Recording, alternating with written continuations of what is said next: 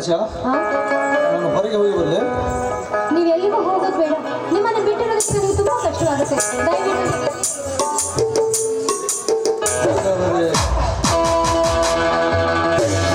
ಆಶಾ, ಯಾರಾದರೂ ಒಂದು ಹೆಜ್ಜೆ ಮುಂದಿಟ್ಟಿದ್ದಾದರೆ ನಿಮ್ಮಿಬ್ಬರ ಪ್ರಾಣ ಪಕ್ಷಿಯನ್ನು ಯಮಲೋಕಕ್ಕೆ ಹಾರಿಸಿಬಿಡು.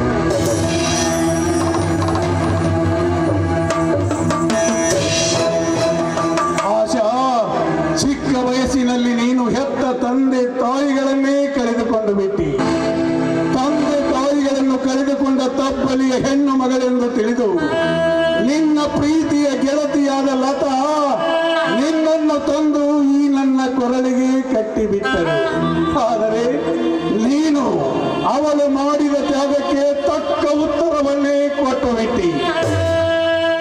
ಚಂದ್ರಕಾಂತ್, ನೀನು ಕೂಡ ಚಿಕ್ಕ ವಯಸ್ಸಿನಲ್ಲಿ ಹೆತ್ತ ತಂದೆ ತಾಯಿಗಳನ್ನು ಕಳೆದುಕೊಂಡು ಬೀದಿಯಲ್ಲಿ ನಿಂತು ಭಿಕ್ಷೆ ಬೇಡುತ್ತಿದ್ದಾಗ ನನ್ನ ಹೆತ್ತ ತಾಯಿ ನಿನ್ನನ್ನು ನಮ್ಮ ಮನೆಗೆ ಕರೆದುಕೊಂಡು ಬಂದು ನಿನ್ನನ್ನು ತನ್ನ ಹೊಟ್ಟೆಯಲ್ಲಿ ಹುಟ್ಟಿದ ಮಗನೆಂದು ಜೋಪಾನ ಮಾಡಿದಳು. ಆದರೆ ನಾನು ಕೂಡ ನೀನು ಬೇರೆ ಯಾರೂ ಅಲ್ಲ, ನನ್ನ ಒಡ ಹುಟ್ಟಿದ ತಮ್ಮನೆಂದು ತಿಳಿದುಕೊಂಡು ನಾನು ತಿನ್ನುವ ಅನ್ನವನ್ನೇ ನಿನ್ನ ಬಾಯಲ್ಲಿ ತುತ್ತಿಟ್ಟು ತಿನ್ನಿಸಿಬಿಟ್ಟೆ. ಆದರೆ ನೀನು ಅನ್ನ ಹಾಕಿದವರ ಮನೆಯಲ್ಲಿ ಕನ್ನ ಹಾಕಿದ.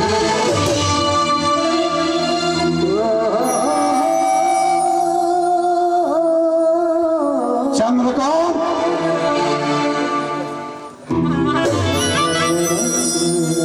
ತೆಗೆದುಕೊಳ್ಳಿ ಹಣ. ಇಂದು ಜೀವನದಲ್ಲಿ ನಿಮ್ಮಿಬ್ಬರ ಮುಖ ಮಾತ್ರ ನನಗೆ ತೋರಿಸಬೇಡ್ರಿ. ಹೊರಟು ಹೋಗಿರಿ. First you get out.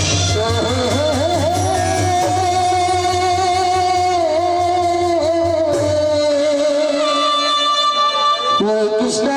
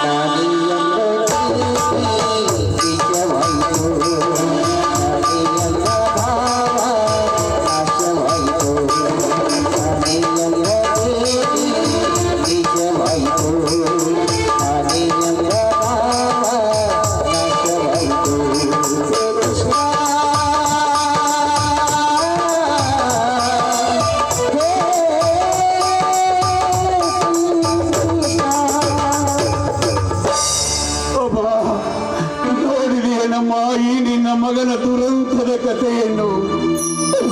ಅಪ್ಪ, ಇದನ್ನೆಲ್ಲ ನೀನು ನೋಡುವುದೇ ಬೇಡವೆಂದು ಕಣ್ಣು ಮುಚ್ಚಿಕೊಂಡು ಹೋಗಿಬಿಟ್ಟೇನಮ್ಮ. ಅಮ್ಮ, ಯಾವುದಕ್ಕೂ ಆ ಭಗವಂತನ ಮುಂದೆ ನಿಂತು ಕಾಡಿ ಬೇಡಿ ಬರಿಸಿಕೊಂಡು ಬರಬೇಕಮ್ಮ, ಬರಿಸಿಕೊಂಡು ಬರಬೇಕು. ಅಪ್ಪ, ನನ್ನ ಸುಖ ಸಂತೋಷ ನೀನು ಮಣ್ಣಿನಲ್ಲಿ ಮಡಿದು ಮಣ್ಣಾದಾಗಲೇ ನಿನ್ನ ಜೊತೆಯಲ್ಲಿ ಮಣ್ಣಾಗಿ ಹೋದವಮ್ಮ, ಮಣ್ಣಾಗಿ ಹೋದವು.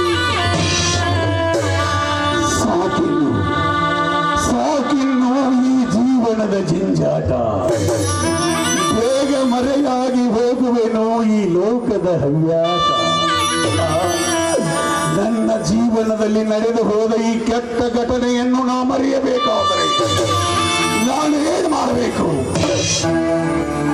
ಹೌದು, ಈ ಘಟನೆಯನ್ನು ನಾ ಮರೆಯಬೇಕಾದರೆ ಮದ್ಯಪಾನ ನಾ ಮಾಡಲೇ